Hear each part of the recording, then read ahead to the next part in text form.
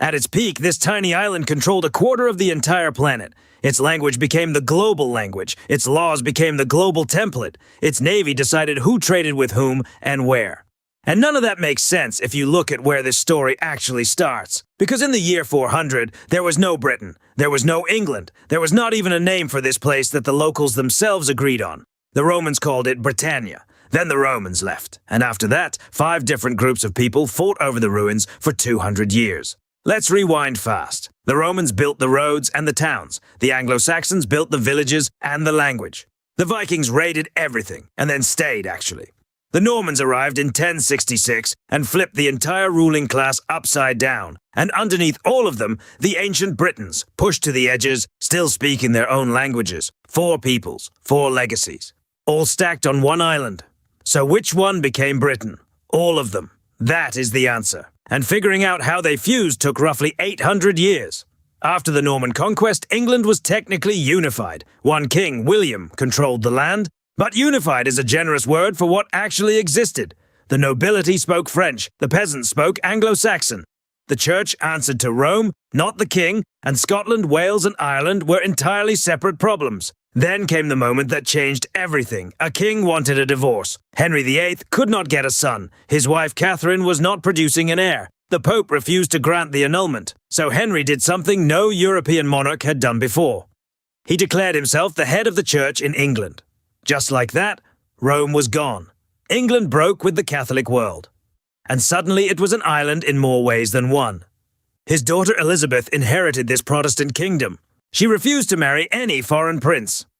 She turned isolation into strategy. England would not be absorbed into anyone else's empire.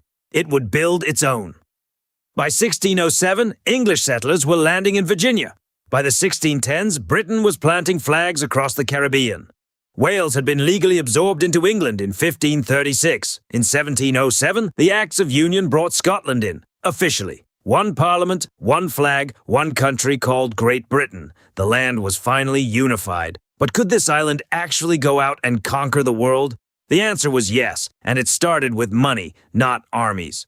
The East India Company was technically a private trading firm. But by the mid-1700s, it was collecting taxes in India and running its own armies. It was basically a government, a very profitable one. Meanwhile, Britain was building colonies across North America, the Caribbean, West Africa, and the Pacific. The Atlantic slave trade moved millions of people. It was one of the most brutal economic systems in human history, and British merchants were central to it. Then came the disaster, 1776. The American colonies declared independence. Britain lost 13 colonies in one blow, and with them, a massive chunk of future wealth. The response was immediate. If North America is gone, find somewhere else. Australia, 1788, First Fleet arrives. Canada, expanded and consolidated. India, doubled down, hard. By 1790, the empire was rebuilding itself in the Pacific and South Asia.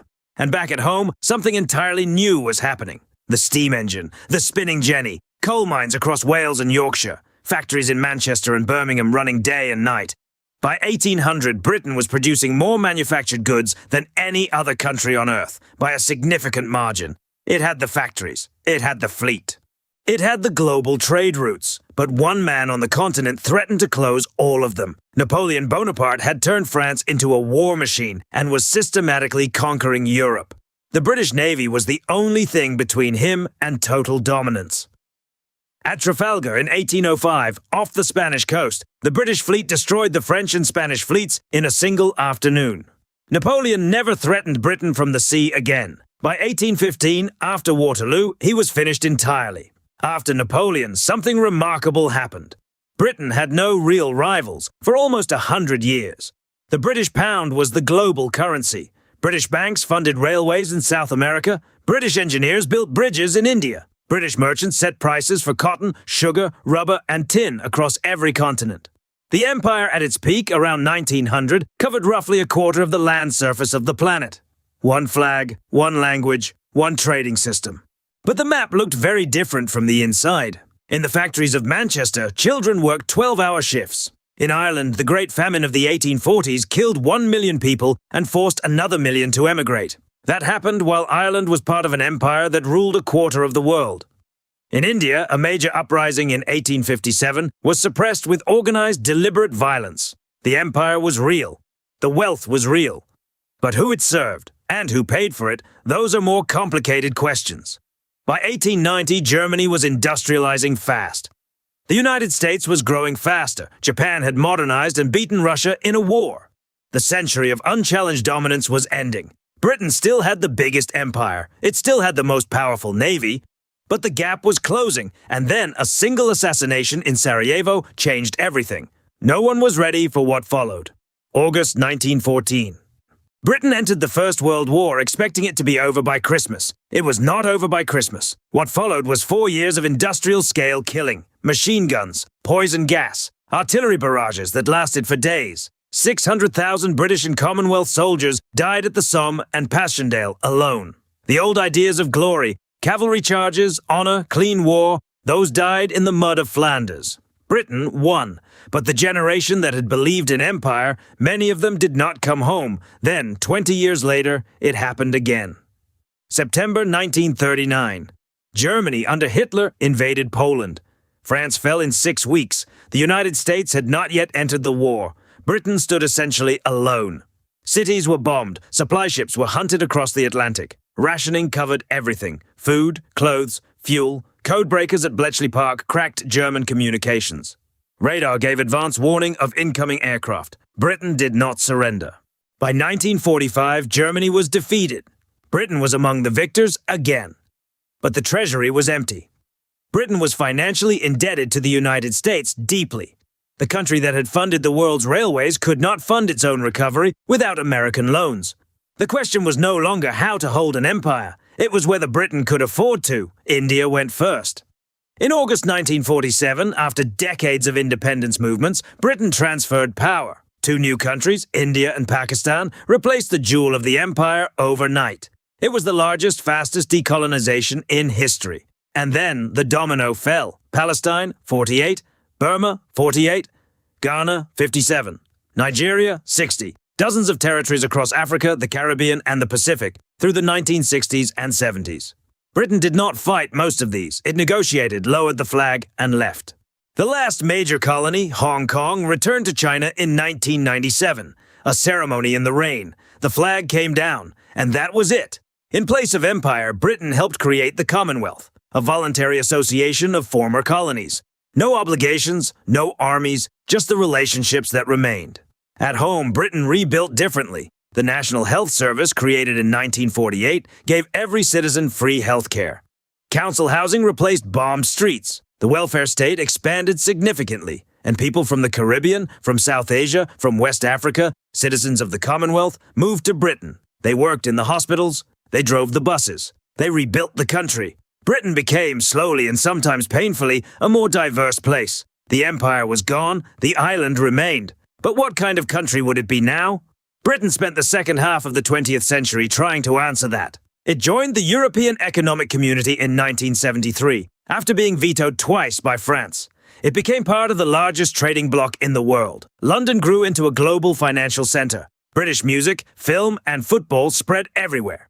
But the fractures were visible. Scotland had always been a separate nation, legally joined but never fully absorbed. In 2014, it held a referendum on independence. It voted to stay, barely. The debate did not go away. Northern Ireland had been in low-level armed conflict from the late 1960s until the Good Friday Agreement of 1998. Peace came. But the underlying question, union with Britain or union with Ireland, that remains. And then in 2016 came the vote that shocked the world. Britain voted to leave the European Union, 52% to 48%. Close, divisive. Families argued at dinner tables, politicians quit, prime ministers resigned. The reasons were complicated: sovereignty, immigration, economics, identity. The result was simple. After 43 years, Britain left. Some called it taking back control. Others called it an act of self-harm. The argument continues today. So here we are. 1,600 years from scattered Roman ruins to a country that once ran a quarter of the world, and now runs exactly itself. The empire is gone. The pound is no longer the world's reserve currency. The navy is a fraction of what it was. The world does not wait for Britain's instructions. And yet, the English language is everywhere. British universities attract students from every continent.